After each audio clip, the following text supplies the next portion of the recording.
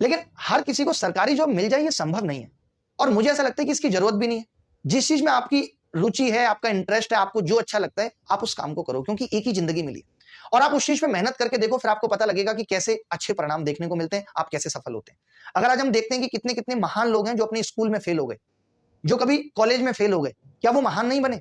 जिस व्यक्ति की किसी एक काम में रुचि है और वो उस काम में कुछ नया कर दिया, कुछ ऐसा कर दिया जो लोगों के लिए भी बहुत अच्छा है, बेहतर है, तो आप समझ लो कि वो चीज उसको भीड़ से अलग कर देगी और वो उस काम की वजह से बहुत अच्छे तरीके से जाना था। आप देख लो, इतने वैज्ञानिक थे, इतने आर्टिस्ट हैं जो हार नहीं मानते। एकाग्रता का मतलब मुझे ये लगता है कि आपने अपनी रुचि में कितना प्रयास किया है, आपका जिस चीज में इंटरेस्ट था उसमें आपने प्रयास कितना करा है। अगर मैं अपनी बात करूं, मेरा गणित में इंटरेस्ट था तो मैंने सोचा कि मैं कुछ नई चीज बनाता हूं, मैं वैल्यू पुटिंग को कुछ नए आयाम देता हूं। मैंने देखा था कि मैं कैसे ट्रिग्नोमेट्री या ज्योमेट्री के अंदर एंगल को 0 पुट कर देता हूं, लेकिन जमाने ने नहीं माना। मैं 6 साल अपनी रुचि को देता रहा, लेकिन किसी ने मुझे वो पहचान नहीं दी। लेकिन एक दौर आया 7वें साल 8वें साल, जब लोगों ने माना कि हाँ, मैं गणित को अलग तरीके से पढ़ाता हूं। एक कहानी आपको बताता हूं, थॉमस एल्वा एडिसन ने 1000 बार एक्सपेरिमेंट प्रयोग किया था और हार नहीं मानी थी। जब उनसे पूछा गया कि आप हर बार एक्सपेरिमेंट में फेल हो रहे हो, तो क्या आपको ये नहीं लग रहा कि आप गलत प्रयास कर रहे हो?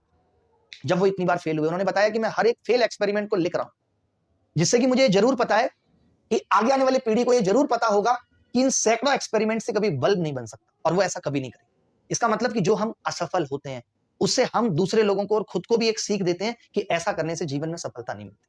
इसका मतलब आप समझ रहे हो ना? उनकी जिंदगी में एक बात और मशहूर है, जब वो बचपन में स्कूल पढ़ते थे तो स्कूल वालों ने उनकी मां को पत्र लिख कर दिया था, ये बच्चा बहुत नालायक है, ये बुद्धि से मूर्ख है और पढ़ाने का कोई मतलब नहीं है, ये हमारे स्कूल में नहीं पढ़ सकता। उनकी मां ने जब ये थॉमस एल्वा एडिसन को बात बताई तो ये कहकर के बताई कि बेटा, स्कूल वाले कह रहे थे अब तुम्हें पढ़ने की जरूरत नहीं है, तुम पहले से बहुत होशियार हो।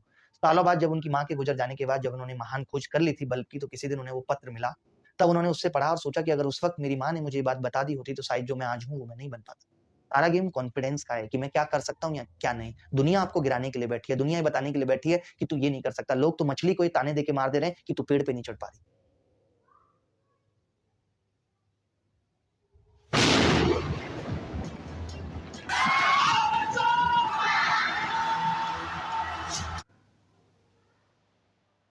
ऐसा हो गया है कि आज मछली, हाथी, बंदर, शेर, घोड़ा, गधा, सबको एक ही एग्जाम देने को कह दिया गया है। सब एक एग्जाम पास नहीं कर सकते। अगर पेड़ पे जल्दी चढ़ने की बात आएगी तो मछली चढ़ना तो दूर, कम देर में चढ़ना तो दूर, वो तो चढ़ ही नहीं पाएगी, लेकिन बंदर तुरंत चढ़ जाएगा। सबका अपना अपना अलग इंटरेस्ट है, सबके अपने अपने अलग हथियार हैं, सबका अपना अपना अलग काम करने का तरीका है, सबका अपना अलग अलग इंटरेस्ट है। आज भी आप कई उदाहरण देखोगे, बहुत से ऐसे बच्चे हैं जिन्हें इंग्लिश के टीचर या मैथ्स के टीचर कहते थे नालायक है, कुछ नहीं कर पाएगा। मैं आपको रिसेंट एग्जाम बताता हूँ। एक बैंक के टीचर है और उनके पास वो प्रियंका ग्रेजुएट चाय वाली पढ़ती थी। उन्होंने मुझे बताया कि वो टीचर हमेशा कहते थे कि ये क्लास की सबसे नालायक बच्ची है, ये कुछ नहीं करेगी लाइफ में। आज आप देखो ग्रेजुएट चाय वाली कहां पहुंच गई, उसकी ऑलमोस्ट 100 फ्रेंचाइजी होने वाली है अपकमिंग मंथ्स में। और ऐसे कितने भी लोग हैं जिनको टीचर ऐसे कहते थे और वो खेल में अंतरराष्ट्रीय खिलाड़ी बन गए। विराट कोहली को देख लीजिए, वो 10th पास नहीं कर पाए। और कई ऐसे लोग हैं, रणवीर कपूर को देख लीजिए, उनके 10th में बहुत कम मार्क्स आए। तो ऐसे कई लोग हैं, लेकिन हम क्या है ना, इस दुनिया की भीड़ में फंस गए।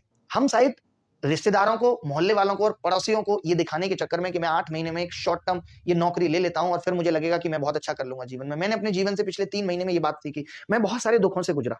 खैर, मैं उसे दुख नहीं मानता, मैं समझता हूँ जीवन का ये संघर्ष है जो रिकवरेबल है, ये वापस लौट जाएगा। मैंने कभी आपको आगे कहा भी नहीं था, बहुत सारी दिक्कतें चल रही हैं, अभी भी चल रही हैं, बट मुझे मालूम है कि ये दौर भी गुजर जाएगा, क्योंकि मेरे अंदर हिम्मत है, कॉन्फिडेंस है, मैं हर चीज अपने फेवर में कर सकता हूँ। वक्त लगता है, हमेशा वक्त एक सा नहीं रहता।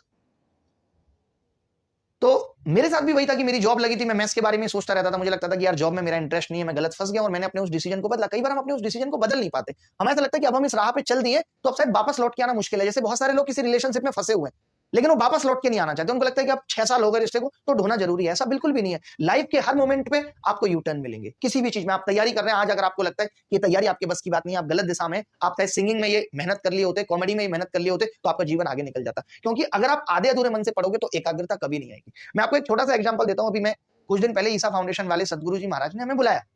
हम सुबह 5 बजे की फ्लाइट लेके 9 बजे मैं वहां पहुंचा। वहां जाके मुझे लगा कि यार यहाँ ना वर्थ नहीं है, चीजें मेरी समझ से परे।